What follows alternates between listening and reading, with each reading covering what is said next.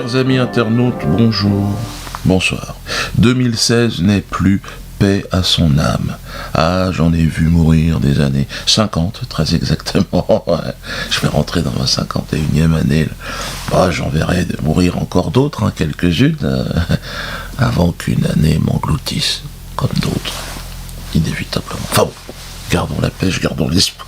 On est au début d'année. En attendant, c'est au tour de 2017 de nous ouvrir la porte. C'est d'ailleurs sur le pas de cette porte qui s'en trouve aujourd'hui devant nous que je débuterai mon prochain spectacle, oui, la politique. Ce sera à partir du 19 janvier prochain au Théâtre de la Main d'Or. Ensuite, en tournée d'avril à juin dans tous les zéniths de France. Mais aujourd'hui, j'ai envie de vous parler de la politique aussi. Ça sera le sujet de mon spectacle, mais la politique, de cette politique qui sera au cœur de l'actualité des 6 prochains mois. Suspense, angoisse, manipulation seront au rendez-vous de ce grand divertissement. Alors personnellement, je m'apprêtais, comme la plupart d'entre vous, je l'imagine, à boycotter avec le plus grand mépris ces élections présidentielles. Mais l'annonce de la candidature de Manu Latremblotte m'oblige à l'action. Je ne peux pas rester sans rien faire. Alors oui, je suis candidat à la présidence de la République. Car si ce triste individu de type Blancos venait à occuper le poste de président, tout me laisse à penser que ma tête sera mise à prix.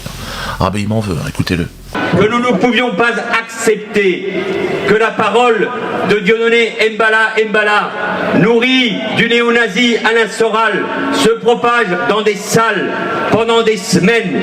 Et je suis fier d'appartenir à un pays qui a dit non, qui a dit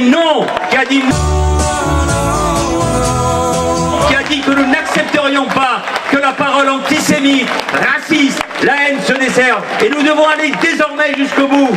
La justice, les services fiscaux, mais bien au-delà. La justice, les services fiscaux, mais bien au-delà. La justice, les services fiscaux, mais bien au-delà. Je peux pas me permettre de rester comme ça sans rien faire. Faut que je me bouge. Ayant déjà eu à subir les attaques répétées de cet hystérique négrophobe catalan, du temps qu'il était ministre de l'Intérieur, puis après Premier ministre, non, je veux pas... Là, j'ai pris la décision de m'organiser, et d'entrer en campagne aussi à mon tour. Voilà, c'est à moi de jouer, là.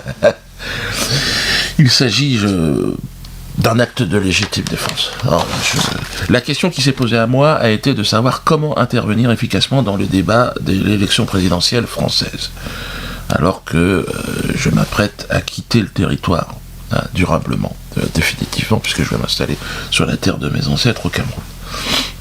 Donc il fallait rester cohérent. Comment faire ? Alors l'idée s'est finalement imposée d'elle-même. Je serai candidat à l'élection présidentielle. Ah, attendez, il y en a qui s'énervent. De 2018. Voilà, au Cameroun. Voilà, je vais me présenter à l'élection présidentielle camerounaise en 2018. Alors, d'emblée, je précise que je ne me présente pas contre l'actuel président ou son opposition, mais bel et bien contre la politique française en Afrique. Ce statut de candidat à l'élection présidentielle camerounaise va me permettre d'interpeller mes homologues français sur l'impérieuse nécessité de faire évoluer les relations entre l'État français et le continent africain. Je précise ici que les Français sont aujourd'hui les premières victimes de l'État français. L'État français qui est à la solde des banques et de l'Europe. Les Français sont aujourd'hui traités dans leur propre pays comme des Africains. C'est-à-dire qu'ils ont été dépouillés de leur souveraineté, ils subissent les décisions d'une Europe coloniale, injuste. Nous devons, une fois de plus, nous, Africains, aider la France à se libérer, comme le temps des tirailleurs. Mais cette fois-ci, évidemment, en négociant une contrepartie claire et nette, c'est-à-dire une réelle indépendance. Il faudrait peut-être qu'on commence à devenir vraiment indépendant, ce serait bien. Je pense qu'il y a beaucoup d'Africains. C'est pour cela d'ailleurs que j'appelle les Camerounais à soutenir mon initiative à travers ma candidature à l'élection présidentielle de 2018, en précisant qu'après les élections françaises, au mois de juin, viendra le temps de la réflexion sur les suites à donner à ma candidature.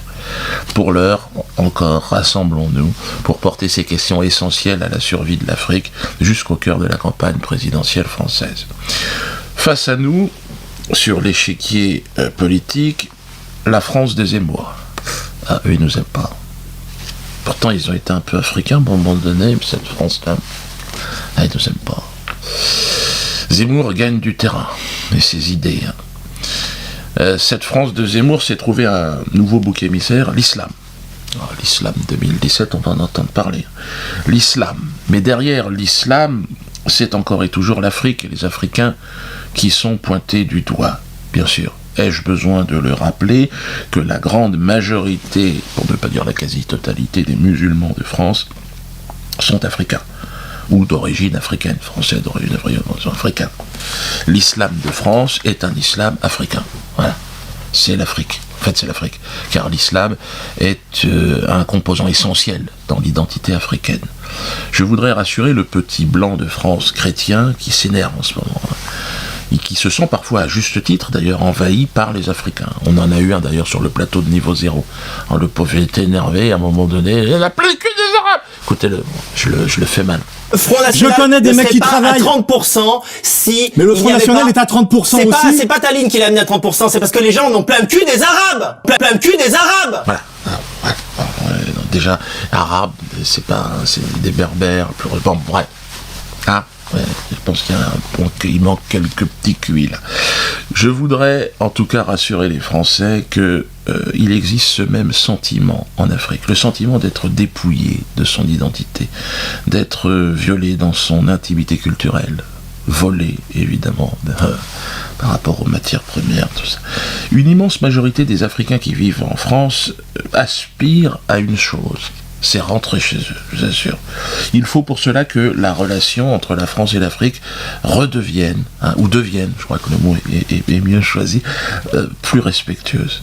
Et je crois qu'à ce titre, le sage Jacques Chirac, parce que sur la fin de son règne, je crois qu'il a été enfin sage, c'est particulièrement bien exprimé. Écoutez-le. On oublie seulement une chose, c'est qu'une grande partie de l'argent qui est dans notre porte-monnaie vient précisément de l'exploitation depuis des siècles de l'Afrique. Pas uniquement, mais beaucoup viennent de l'exploitation de l'Afrique. Alors, il faut avoir un petit peu de bon sens, je ne dis pas de générosité, de bon sens, de justice, pour rendre aux Africains, je dirais, ce qu'on leur a pris, d'autant que c'est nécessaire si l'on veut éviter les pires convulsions ou difficultés avec les conséquences politiques que ça comporte dans le prochain avenir. Où se trouve le Jacques Chirac de 2017